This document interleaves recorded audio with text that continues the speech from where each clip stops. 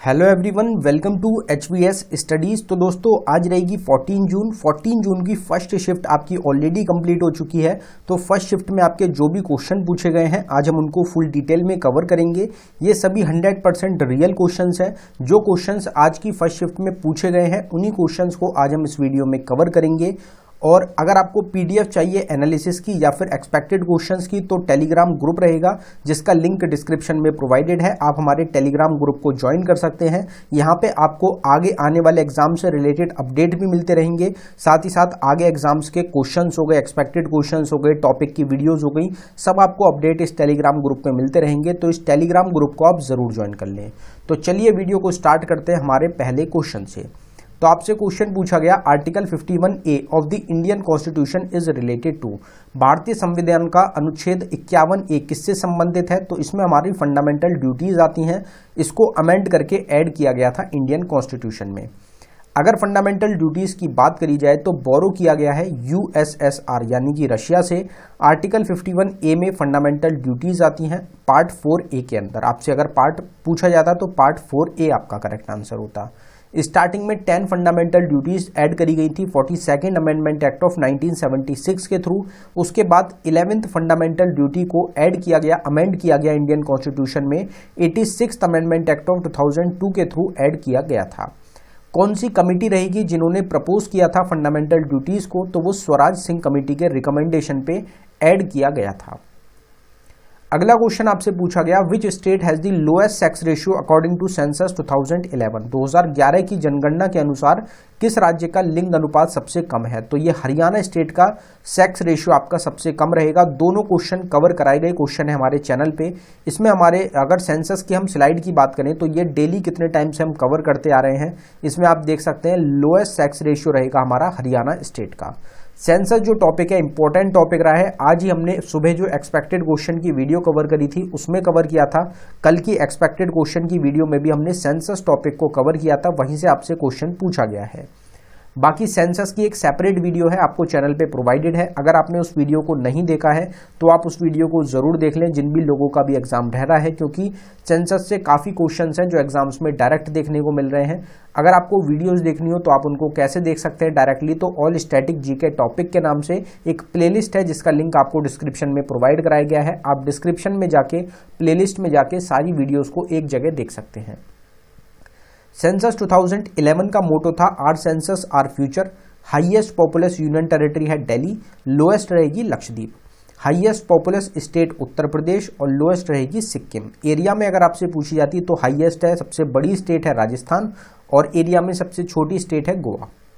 Highest urban population Maharashtra की है और हाईएस्ट रूरल पॉपुलेशन है उत्तर प्रदेश की।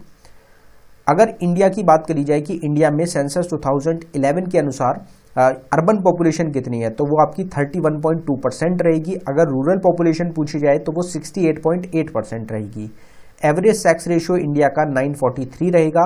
हाईएस्ट सेक्स रेशियो वाली स्टेट केरला और आपकी लोएस्ट जो क्वेश्चन पूछा गया वो आपकी हरियाणा स्टेट रहेगी। हाईएस्ट सेक्स रेशियो वाली यूनियन टेरिटरी पुडुचेरी है, लोएस्ट वाली दमन-दीव रहेगी। Total person literacy rate India का 74.04% है। 82.14% कल की शिफ्ट में पूछा गया था मेल लिटरेसी रेट है। Female literacy rate 65.46%। Highest literacy rate वाली स्टेट केरला और लोएस्ट लिटरेसी रेट वाली स्टेट बिहार हमारी हो जाएगी। अब अगले क्वेश्चन पे बढ़ने से पहले हम आपको बताना चाहते हैं कि सिर्फ 79 रुपीज़ में आपको एक ई बुक प्रोवाइड कराई जा रही है जिसमें टोटल आपको 19 टॉपिक्स प्रोवाइड कराए गए हैं। कुछ स्टैटिक जीके के टॉपिक्स हैं और कुछ करंट अफेयर 2022 के टॉपिक्स हैं। आप एक बार इन टॉपिक्स को जरूर पढ़ लें, आपको अपने आप पता चल जाएगा कितने इंपॉर्टेंट टॉपिक्स हैं जहां से एग्जाम्स में क्वेश्चन सबसे ज़्यादा पूछे जा रहे हैं। उन्हीं टॉपिक्स को हमने इस ई बुक में कवर किया है। ये ई बुक आपको अवेलेबल कराई गई है बाइलिंगुअल लैंग्वेज में, हिंदी और इंग्लिश दोनों में आपको क्वेश्चंस मिलेंगे। अगर आपको ये लग रहा है कि ये जो रेट है हमारा 79 रुपीज़ ये काफ़ी ज़्यादा हाई है, तो आप इस चीज़ का यकीन मानिए कि आपके एसएससी के जितने भी एग्जाम्स हैं, सिर्फ एमटीएस एग्जाम के लिए ही नहीं है ये, बाकी भी आपके जो एग्जाम्स रहेंगे उसमें भी यूजफुल है। तो ये आपके पूरे ईयर की एक ई बुक रहेगी 2023 के सारे एसएससी एग्जाम्स के लिए और यहाँ से आपको 100% इंपॉर्टेंट क्वेश्चंस बनेंगे। तो आपको सिर्फ एक ईयर के लिए 79 रुपीज़ आपके खर्च करने हैं। अगर आप इंटरेस्टेड हो तो लिंक डिस्क्रिप्शन में है, आप डिस्क्रिप्शन में जाके इस ई बुक को बाय कर सकते हैं। अगर डाउनलोडिंग में कुछ भी इशू आता है तो नीचे हमारी जीमेल आईडी है, आप इस पर हमको डायरेक्टली मेल कर सकते हैं। Which team has won the women's Asia cup 2022? किस टीम ने महिला एशिया कप 2022 जीता है? तो वो इंडिया के द्वारा जीता गया था। इंडिया आपका इस क्वेश्चन का करेक्ट आंसर था। और इसमें रनर अप कौन था? तो श्रीलंका इसमें आपका रनर अप हो जाएगा। ये भी क्वेश्चन हमारा कराया गया क्वेश्चन है, जो स्पोर्ट्स करंट अफेयर की हमारी सेपरेट वीडियो है, वहां से बिल्कुल सेम क्वेश्चन आपका पूछा गया है। तो स्पोर्ट्स करंट अफेयर वाली वीडियो को भी आप जरूर देख लें। अगर आप सेपरेट वीडियोस को नहीं देख रहे हैं तो कुछ क्वेश्चंस आपके मिस हो जाएंगे एग्जाम्स में, तो इसलिए सेपरेट वीडियोस को जरूर चेक करें। अगर मेंस T20 वर्ल्ड कप की बात करी जाए 2022 की, तो ये होस्ट किया था ऑस्ट्रेलिया ने, इसको जीता गया इंग्लैंड के द्वारा, दूसरा टाइटल रहेगा। रनर अप पाकिस्तान रहा, सबसे ज्यादा रन विराट कोहली ने इंडिया से बनाए, सबसे ज्यादा विकेट वरुंधु हसरंगा ने श्रीलंका से लिए। प्लेयर ऑफ द सीरीज रहे सैम करन इंग्लैंड से। अगर कुछ और स्पोर्ट्स की बात करी जाए तो दुरंत कप बेंगलुरु के द्वारा जीता गया, रनर अप मुंबई रहा, बेस्ट प्लेयर रहे Greg Stewart. FIBA women's basketball world cup हुआ जिसको यूनाइटेड स्टेट्स ऑफ अमेरिका ने जीता, रनर अप इसमें चाइना रहा और होस्ट किया था ऑस्ट्रेलिया ने। यूएस ओपन कार्लोस अल्कराज ने मेल में जीता स्पेन से, और ईगा स्विटेक ने फीमेल में पोलैंड से। FIH player of the year male में हरमनप्रीत सिंह को गया और फीमेल में फेलिस एल्बर नीदरलैंड से। ICC वुमेन्स वर्ल्ड कप 2022 जीता गया आपका ऑस्ट्रेलिया के द्वारा, न्यूजीलैंड ने होस्ट किया था, रनर अप था England, player of the series Alyssa Healy Australia से। उबर कप जो आपका 2022 का रहा वो साउथ कोरिया ने जीता। कॉमनवेल्थ गेम्स को ऑस्ट्रेलिया ने जीता 178 मेडल्स के साथ, होस्ट किया था इंग्लैंड ने, इंडिया चौथे नंबर पे 4th रैंक पे रहा 61 मेडल्स के साथ। कॉमनवेल्थ इंपॉर्टेंट रहेगा, आपको आगे शिफ्ट में क्वेश्चन देखने को मिल सकता है, क्योंकि आज की शिफ्ट में ओलंपिक से क्वेश्चन आपका देखने को मिला है। स्टार्टिंग में ही जो आज एक्सपेक्टेड वीडियो हमने आपको कवर कराई थी, वहीं पे हमने आपको बता दिया था स्पोर्ट्स पूछे जा रहे हैं तो आपका ओलंपिक पूछा जा सकता है। ओलंपिक से भी पूछा गया और आपका वुमेन्स का वर्ल्ड कप भी पूछा गया, 2 क्वेश्चन स्पोर्ट्स से डायरेक्ट पूछ लिए गए। Men's hockey Asia cup south Korea ने जीता, होस्ट इंडोनेशिया ने, रनर अप मलेशिया। तो स्पोर्ट्स के टॉपिक को आप जरूर तैयार कर लें, एग्जाम के लिए इंपॉर्टेंट है। फिर एक क्वेश्चन आपसे पूछा गया, राधा स्वामी सत्संग was established bye home in 1861? तो राधा स्वामी सत्संग की स्थापना 1861 में किसके द्वारा करी गई? तो शिव दयाल साहिब के द्वारा इसको एस्टैब्लिश किया गया था। अब ये जो फॉर्मेशन एस्टैब्लिशमेंट के क्वेश्चन है, ये टोटल 3 क्वेश्चन आज की शिफ्ट में आपके देखने को मिले हैं। तो मोस्ट इंपॉर्टेंट टॉपिक है formation related to freedom fighters के नाम से सेपरेट वीडियो आपको चैनल पे प्रोवाइडेड है। अगर कुछ फॉर्मेशंस की बात करें, इंडियन नेशनल कांग्रेस को 1885 में A.O. ह्यूम के द्वारा एस्टैब्लिश किया गया, ऑल इंडिया मुस्लिम लीग को 1906 में ख्वाजा सलीमुल्लाह के द्वारा, हिंदू महासभा को 1915 में मदन मोहन मालवीय के द्वारा, Indian council of medical research को 1911 में, आर्य समाज को 1875 में दयानंद सरस्वती के द्वारा। किससे रिलेटेड है? हिंदू रिफॉर्म आपकी मूवमेंट से फर्स्ट शिफ्ट में कल की जो आपकी शिफ्ट हुई थी फर्स्ट शिफ्ट, उसमें पूछा गया था। ऑल इंडिया किसान सभा 1936 में स्टैब्लिश हुआ सहज आनंद सरस्वती के द्वारा। इंडियन वुमेन्स एसोसिएशन 1917 में एनी बेसेंट, मार्गरेट कजिन और जीना राज दास के द्वारा। Indian industrial and commercial Congress 1920 में, गदर पार्टी 1913 में लाला हरदयाल और सोहन सिंह भकना के द्वारा। अनुशीलन समिति 1902 में सतीश चंद्र बसु के द्वारा। थियोसोफिकल सोसाइटी 1875 में, स्वराज पार्टी 1923 में चितरंजन दास, सीआर दास और मोतीलाल नेहरू के द्वारा। फॉरवर्ड ब्लॉक 1939 में सुभाष चंद्र बोस के द्वारा। तो ये कुछ फॉर्मेशंस हैं, बाकी सेपरेट वीडियो को आप जरूर कवर करें। How many years of exile lord Rama came back for which Diwali festival is celebrated? तो भगवान राम कितने वर्ष के वनवास के बाद वापस आए जिसके लिए हम दिवाली का जो त्योहार है उसको मनाते हैं? तो 14 ईयर्स इस क्वेश्चन का आपका करेक्ट आंसर हो जाएगा। 14 साल का वनवास भोगा था भगवान राम ने, तो ये आपको ध्यान रखना है। वैसे तो बिल्कुल बेसिक क्वेश्चन है, अगर आपको थोड़ी बहुत भी नॉलेज होगी तो आप सबको पता होगा कि 14 ईयर्स के लिए वनवास गए थे भगवान राम। अब अगर फेस्टिवल से रिलेटेड है, दिवाली फेस्टिवल यहाँ पे हमारा आया था। युगाडी जो है आंध्र प्रदेश का तेलुगु न्यू ईयर रहेगा आपका, तो ये क्वेश्चन आपसे पूछा गया था कल की शिफ्ट में। डेक्कन फेस्टिवल और ब्रह्मोत्सवम आंध्र प्रदेश के हैं। अरुणाचल प्रदेश का रहेगा रेहे, बुरीबूत, म्योको, द्री, पोंगटू, लोसर, मुरुंग, सोलंग, मोपेन और मुम्पा फेस्टिवल। आसाम से है अंबुबची, बुगाली बिहू, बैसागु और देहिंग पटकई। हिमाचल प्रदेश से रक्षधूमनी और गोची फेस्टिवल। मेघालय से नोंगक्रिम, खसिस, वंगला, शाशुक्र। तेलंगाना से बोनालू, भतुकुंबा, युगाडी, कोताकोंडा, जतारा। तमिलनाडु से पोंगल, थाईपुसम, नत्यांजलि, जलीकट्टू, राजस्थान से घंगोर, बूंदी, डेजर्ट, मत्स्या, शेखावती, गोवा से Ladhaina, Fontainhas festival of art, Sunburn, Mando, Ghumot fest और चिकलकलो। बाकी फेस्टिवल्स की सेपरेट वीडियो चैनल पे ऑलरेडी प्रोवाइडेड है, आप उसको देख सकते हैं। Moon takes how many days to complete one revolution around the earth. तो चंद्रमा पृथ्वी का एक परिक्रमा लगाने के लिए कितना टाइम लेता है? तो 27 डेज 8 आवर्स इस क्वेश्चन का करेक्ट आंसर था। जितना भी आपको मिला होगा 27 days 5 hours 7 hours 8 hours 6 hours, तो वो आपका करेक्ट आंसर हो जाएगा। फिर एक फॉर्मेशन का हमने आपको बताया, क्वेश्चन 2 पूछे गए थे, एक आपसे 3 क्वेश्चन पूछे गए थे, एक आपसे दूसरा पूछा गया, Shanti Niketan was established in which year. Shanti Niketan की स्थापना किस वर्ष करी गई थी? तो 22 दिसंबर 1901, 22 दिसंबर 1901 को एस्टैब्लिश किया गया रविंद्रनाथ टैगोर के द्वारा। अब यहाँ पे जो सोलर सिस्टम है, मून हो गया, अर्थ हो गया, इनसे रिलेटेड कल की तीनों शिफ्ट में क्वेश्चन पूछे गए, आज की शिफ्ट में भी क्वेश्चन पूछा गया। तो प्लैनेट्स को एक बार कवर करते हैं। तो सबसे दूर जो प्लैनेट है सन के, वो नेपट्यून रहेगा। क्लोजेस्ट प्लैनेट रहेगा मरकरी। हॉटेस्ट प्लैनेट है वीनस। लार्जेस्ट प्लैनेट है जुपिटर। स्मॉलेस्ट प्लैनेट है मरकरी। रेड प्लैनेट बोला जाता है मार्स को। Highest number of moons present time में सैटर्न के रहेंगे 145। इससे पहले किसके थे? तो वो थे आपके जुपिटर के। प्लैनेट जिसके पास कोई भी मून नहीं है, मरकरी और वीनस रहेगा। फोबोस और डीमोस नेचुरल सैटेलाइट है मार्स की। गैनीमेड बिगेस्ट मून रहेगा जुपिटर का। इवनिंग और मॉर्निंग स्टार के नाम से वीनस को जाना जाता है। टाइटन मून रहेगा सैटर्न का। तो ये सब हमारे कुछ इंपॉर्टेंट प्लैनेट्स हो जाएंगे जो आपको याद रखने हैं। What is a seasonal unemployment? तो मौसमी बेरोजगारी क्या होती है, आपसे ये पूछा गया था। डेफिनेशन या ऑप्शन के हिसाब से आपका करेक्ट आंसर हो जाएगा।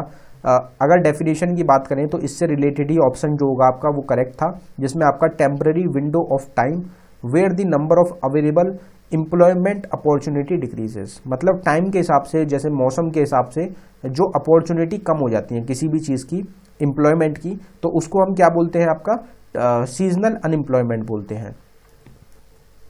इसमें आपके अलग अलग चीज़ें होती हैं, जैसे लेबर वर्क भी होता है, वो आपका किसी टाइम पे सर्दियों में कम होता है या गर्मियों में ज़्यादा होता है। इस तरीके से उसमें जो एम्प्लॉयमेंट होती है उसमें फ़र्क आ जाता है। बाकी आपका जैसे दिवाली के अराउंड अगर बात करी जाए तो पेंट लोग ज़्यादा कराते हैं, तो उसमें क्या होता है? एम्प्लॉयमेंट बढ़ जाता है। लेकिन अगर बाद की बात करें तो आपका एम्प्लॉयमेंट नॉर्मल रहता है या कम हो जाता है, क्योंकि उस टाइम पे डिमांड ज़्यादा हो जाती है। तो डिमांड जब ज़्यादा होती है तो आपका एम्प्लॉयमेंट ज़्यादा हो जाता है। अब डिमांड जहाँ पे कम हो जाती है, जहाँ पे विंडो जो है टाइम की वो कम हो जाती है, उस टाइम को क्या बोला जाता है? सीजनल अनएम्प्लॉयमेंट का टाइम वो आपका रहता है, क्योंकि वहाँ पे आपकी डिमांड कम हो गई तो जो एम्प्लॉयमेंट है वो भी कम हो गया। जो लोग काम कर रहे थे उस चीज़ से रिलेटेड वो आपके अनएम्प्लॉयड हो गए। फिर आपका अगला क्वेश्चन पूछा गया, directive principle of state policy comes under which part of the Indian constitution? DPSP भारतीय संविधान के किस भाग में है? तो ये पार्ट 4 में रहेगा हमारा। कितनी बार कराया गया हमारा क्वेश्चन रहेगा। अगर हम पार्ट्स की एक बार बात करें तो टोटल 25 पार्ट्स हैं हमारे प्रेजेंट टाइम में इंडियन कॉन्स्टिट्यूशन में। स्टार्टिंग में 22 पार्ट्स थे।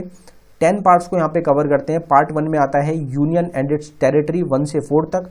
पार्ट 2 में सिटीजनशिप 5 से 11 तक। पार्ट 3 में फंडामेंटल राइट्स 12 से 35 तक। पार्ट 4 में directive principle of state policy 36 से 51 तक। और ये जो आर्टिकल्स हैं 36 से 51 ये भी इंपॉर्टेंट रहते हैं। इसमें काफ़ी आर्टिकल्स ऐसे हैं जो एग्जाम्स में बार बार आपके रिपीट होते हैं, तो आर्टिकल्स को भी अभी हम कवर करेंगे। पहले पार्ट्स कवर कर लेते हैं। पार्ट 5 में यूनियन 52 से 151 तक। पार्ट 6 में स्टेट 152 से 237 तक। पार्ट 7 को रिपील कर दिया गया, हटा दिया गया। पार्ट 8 में यूनियन टेरिटरी 239 से 242 तक। पार्ट 9 में पंचायत आते हैं 243 से 243 ओ तक। और पार्ट 10 में हमारी शेड्यूल्ड और ट्राइबल एरियाज 244 से 244 ए तक। अब यहाँ पे आर्टिकल का भी क्वेश्चन आज आपसे पूछा गया है और आपसे पार्ट का भी क्वेश्चन पूछा गया है। स्टार्टिंग में हमने कवर किया आर्टिकल 51 ए भी पूछा गया था। तो 3 क्वेश्चन आपके यहाँ से पूछे गए हैं, इंडियन कॉन्स्टिट्यूशन से रिलेटेड पूछे गए हैं। तो इस तरीके से क्वेश्चन आपका बिल्कुल अलग अलग टॉपिक से, एक टॉपिक से ही कभी आपसे 3-4 क्वेश्चन पूछे जाते हैं, कभी कोई टॉपिक ऐसा है कि उससे क्वेश्चन ही नहीं पूछा जा रहा। तो पैटर्न जो है वो ऐसा चल रहा है कि आपको जैसे कल की शिफ्ट में अगर हम बात करें, पहली शिफ्ट में 3 क्वेश्चन आपके पूछे गए थे किससे रिलेटेड? बुक्स एंड ऑथर से रिलेटेड। आज की शिफ्ट में बुक्स एंड ऑथर का क्वेश्चन नहीं पूछा गया। आज की शिफ्ट में 3 हमने फॉर्मेशन के क्वेश्चन देख लिए, 3 हमारे इंडियन कॉन्स्टिट्यूशन से रिलेटेड क्वेश्चंस हैं। तो 2 टॉपिक ही आपके कवर हो गए, तो आपके 6 क्वेश्चन यहाँ पे कवर हो गए उसमें। अब यहाँ पे आर्टिकल्स की अगर बात करें, पार्ट 4 में हमने डायरेक्टिव प्रिंसिपल कवर करे। डायरेक्टिव प्रिंसिपल के आर्टिकल हैं 36 में आता है definition of directive principle of state policy, 39A में equal justice and free legal aid, 40 में आता है ऑर्गेनाइजेशन ऑफ विलेज पंचायत, 43 में living wages ETC for workers, 43A में participation of workers in management of industries, 44 में आपका आता है यूनिफॉर्म सिविल कोड, 45 में provision for free and compulsory education for children, 46 में promotion of educational economic interest of SC ST OBC, 47 में duty of the state to raise the level of nutrition and the standard of living and to improve public health, 48 में organisation of agriculture and animal husbandry, 49 में protection of monument place and object of natural importance, 50 में separation of judiciary from the executive, 51 में promotion of international peace and security. तो ये सब हमारे क्या रहेंगे, part 4 directive principle of state policy के आर्टिकल्स हमारे हो जाएंगे। अगला क्वेश्चन है, Guru Bipin Singh is related to which dance form. Guru Bipin Singh किस नृत्य शैली से संबंधित हैं, तो ये आपके मणिपुरी जो डांस फॉर्म होता है उससे रिलेटेड हो जाएंगे। अब अगर हम यहाँ पे डांस फॉर्म्स की बात करें, डांसर्स जो हैं, ये टॉपिक मोस्ट इंपॉर्टेंट है, 100 क्वेश्चन की सेपरेट वीडियो आपको मिल जाएगी चैनल पे dancers related to dance form की। तो रुक्मिणी देवी अरुंदले भरतनाट्यम से, पंडित बिरजू महाराज कथक से, केलुचरण महापात्रा ओडिसी से, गुरु बिपिन सिंह सेम क्वेश्चन आपसे पूछा गया मणिपुरी से, वेम्पति चिन्ना सत्यम कुचिपुड़ी से, पद्म सुब्रमण्यम भरतनाट्यम से, मृणालिनी साराबाई कथकली भरतनाट्यम से, शोभना नारायण कथक से, सोनल मानसिंह भरतनाट्यम और उड़ीसी से, श्रीमंता शंकर देव सत्रिया से, के अम्मा कनकरेले मोहिनीआट्टम से, राजा रेड्डी राधा रेड्डी कुचिपुड़ी से, माधवी मुदगल उड़ीसी से, गोपी कृष्ण कथक से। बाकी पूरे टॉपिक को कवर करने के लिए सेपरेट वीडियो आपको जरूर देखनी है। थोड़ा सा स्पीड को हल्का सा तेज रखेंगे क्योंकि बहुत बड़ी वीडियो आपकी वरना बन जाएगी। तो हमारा अगला क्वेश्चन है, maximum from how many seats a person can stand in Lok Sabha election. Lok Sabha चुनाव एक व्यक्ति कितनी सीटों से लड़ सकता है, तो इसमें 2 आपका करेक्ट आंसर हो जाएगा। लोमस ऋषि इज रिलेटेड टू विच केव, तो लोमस ऋषि केव ही रहेगी आपकी। लोमस ऋषि केव कहाँ से, कौन सी गुफा से संबंधित है, तो आपकी बराबर केव के जो है आपकी बिहार में उसका पार्ट है आपका लोमस ऋषि केव्स, और लोमस ऋषि ने वहां पे तप करे था। फेमस साइट्स को आप एक बार देख लें इनको कि ये किसके द्वारा बनवाई गई हैं। बिल्डर्स भी यहाँ पे हमने कवर करे हैं और कहाँ पे लोकेटेड है उस चीज़ को भी देखा है। तो एक ओवरव्यू से आप ले लें, बाकी हमने ऑलरेडी ये जो हमारी स्लाइड है इसको पीछे कवर किया था। Total how many silver medals one by India in Tokyo Olympic games 2020। Tokyo Olympic खेल 2020 में भारत ने कितने पदक जीते, तो इसमें 2 सिल्वर मेडल्स इंडिया ने जीते थे। आज की सुबह की एक्सपेक्टेड वीडियो से ही क्वेश्चन हमारा रहेगा। पूरी ओलंपिक की स्लाइड, सेम स्लाइड को हमने कवर किया था। इसमें 2020 टोक्यो में इंडिया ने टोटल 7 मेडल जीते थे, जिसमें 1 गोल्ड मेडल रहेगा। नीरज चोपड़ा ने जेवलिन थ्रो में गोल्ड मेडल दिलाया, 2 सिल्वर मेडल थे मीराबाई चनू ने वेटलिफ्टिंग में और रवि कुमार दहिया ने रेसलिंग में। 4 ब्रॉन्ज मेडल जीते थे इंडिया ने, PV सिंधु ने, बजरंग पुनिया, लवलीना बोरगेर और इंडिया की हॉकी टीम ने। बाकी ओलंपिक जो पुराने रहेंगे आप उनको भी यहां से रिवाइज कर सकते हैं। फिर एक क्वेश्चन आपसे पूछा गया, Mn is the symbol of which element. Mn किस तत्व का प्रतीक है, तो मैग्नीज का सिंबल रहेगा Mn। Who is the founder of Indore घराना। इंदौर घराना के संस्थापक कौन है, तो आमिर खान इस क्वेश्चन का आपका करेक्ट आंसर था। घराना जो रहेंगे उनको भी हमने आपको जल्द ही एक सेपरेट वीडियो है 60 क्वेश्चंस की, वो हम आपको प्रोवाइड कराने वाले हैं। फिर एक क्वेश्चन आपसे, तीसरा जो फॉर्मेशन का क्वेश्चन पूछा गया वो आपका, विश्व Bharti was founded by whom इन 1921। विश्व भारती की स्थापना 1921 में किसने करी, रविंद्रनाथ टैगोर। इस क्वेश्चन का आपका करेक्ट आंसर हो जाएगा। फॉर्मेशंस को आप एक बार जरूर पढ़ लें, यहां से मोस्ट इंपॉर्टेंट क्वेश्चंस बने हैं और formation related to freedom fighter, same title के नाम से आपको वीडियो भी मिल जाएगी चैनल पे। फिर एक क्वेश्चन आपसे पूछा गया, limestone is an example of which type of rocks. ये क्वेश्चन आपका SSC के एग्जाम्स में कहीं ना कहीं किसी ना किसी शिफ्ट में जरूर पूछा जाता है। तो चूना पत्थर किस प्रकार की चट्टान का उदाहरण है, तो सेडिमेंट्री रॉक्स जो रहेंगी उनका एक एग्जाम्पल है लाइमस्टोन। CaCO3 क्या होता है, इसका फॉर्मूला होता है। कुछ केमिकल फॉर्मूला नेम्स यहाँ पे हमने आपके लिए डाले हैं, आप इनको देख सकते हैं, जिसमें लास्ट हमारा ऑप्शन है लाइमस्टोन या फिर चौक का CaCO3, कैल्शियम कार्बोनेट के नाम से भी जाना जाता है। फिर एक क्वेश्चन आपसे पूछा गया, Ahom kingdom is related to which region. Ahom जो साम्राज्य है किस क्षेत्र से संबंधित है, तो ब्रह्मपुत्र वैली का जो रीजन था वहां का रहेगा अहम किंगडम, और ये अरुणाचल प्रदेश स्टेट से रिलेटेड, चाइना से रिलेटेड आपका किंगडम रहेगा। फिर एक आर्टिकल से और क्वेश्चन जो हमने आपको बताया था, पूछा गया था, आर्टिकल 338 ऑफ इंडियन कॉन्स्टिट्यूशन, भारतीय संविधान का अनुच्छेद 338। तो इसमें national commission for scheduled tribes, तो नेशनल कमीशन जो बनाया गया है शेड्यूल्ड ट्राइब्स के लिए, वो आपका आता है आर्टिकल 338 में। तो ये टोटल क्वेश्चंस हैं आज की शिफ्ट से रिलेटेड जो हमको मिल पाए हैं। अगर आपको वीडियो अच्छी लगी हो, वीडियो को लाइक करें, शेयर करें, चैनल को जरूर सब्सक्राइब कर लें। ई बुक बाई करने के लिए डिस्क्रिप्शन को चेकआउट कर सकते हैं। बाकी जो हमारी दोनों प्लेलिस्ट हैं उनको आप जरूर चेकआउट कर लें। एक SSC MTS एग्जाम 2023 के नाम से रहेगी, जिसमें सारे एक्सपेक्टेड क्वेश्चन की वीडियोस और एनालिसिस की वीडियोस आपको मिल जाएंगी, और बाकी एक हमारी रहेगी टॉपिक रिलेटेड। तो उनको दोनों को आप देख लें, एग्जाम के लिए मोस्ट इंपॉर्टेंट है। और अगर बात करी जाए, अगर आपको ई बुक बाय करनी है, हमने ऑलरेडी बता दिया आपको, टेलीग्राम ग्रुप को आप जरूर ज्वाइन कर लें। अपडेट्स हो गया, बाकी PDFs हो गई फ्री वाली, वो सब आपको हमारे टेलीग्राम ग्रुप में ही मिलेंगी। धन्यवाद।